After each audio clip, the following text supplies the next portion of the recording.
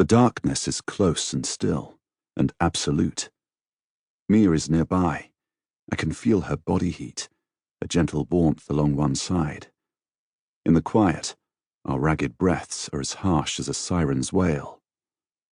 And then Mia shatters the thick, eerie silence. "Screw it! I can't do this in the dark! Jules, turn your watch on, will you?" Despite the fear coursing through me, I find myself smothering a smile as I fumble at my wrist for the LED.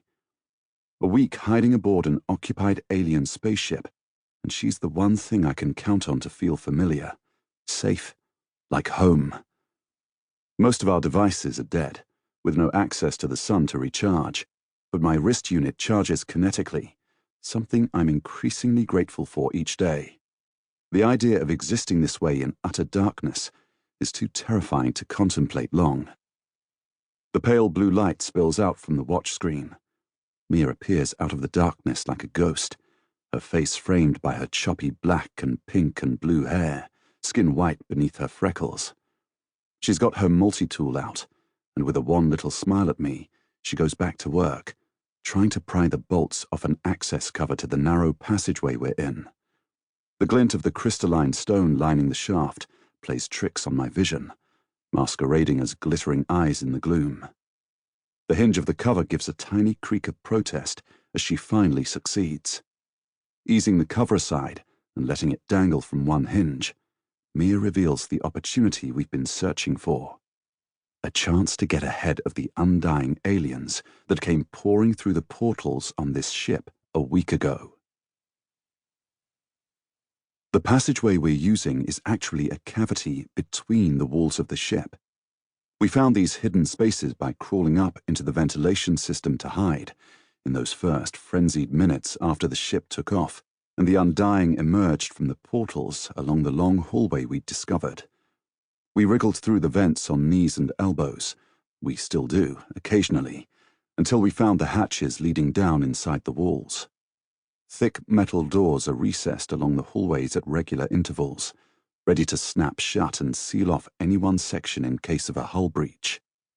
The vents have impressive shutter systems, no doubt designed to lock down automatically at the first sign of a change in air pressure. As Mia said when she discovered the first set of auto doors, the Undying are seriously spacefaring.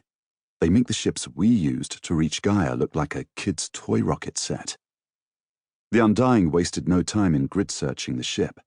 Hundreds of sets of boots stomping down the hallways, voices echoing over each other, so that the individual words were impossible to make out. They know humans launched the ship. All their traps were designed to make sure we did, after all. What they didn't know was that there were two of us still on board. They would have found Hansen's body in one of the corridors, where we had no choice but to leave him after one of the International Alliance soldiers shot him.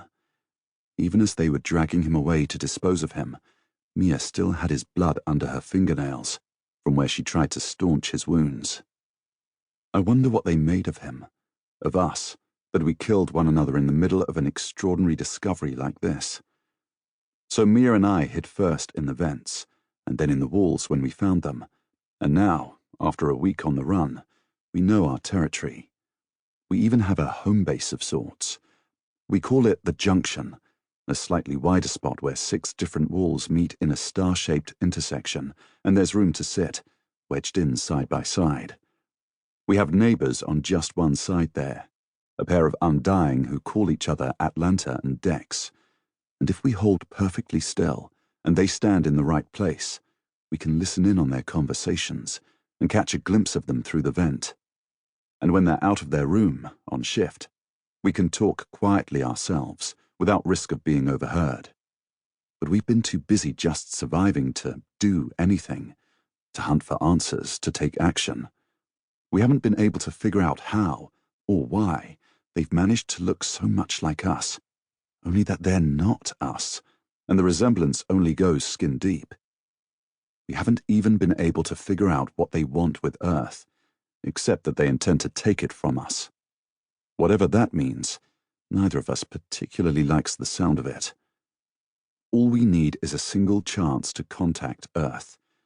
We may not know why they're here, But if we can warn humanity that the massive ship in orbit isn't empty, as they believe, there's a chance the cavalry will arrive before the Undying discover we're here. Of course, as Mia pointed out, the IA's equally as likely to simply blow the ship out of the sky.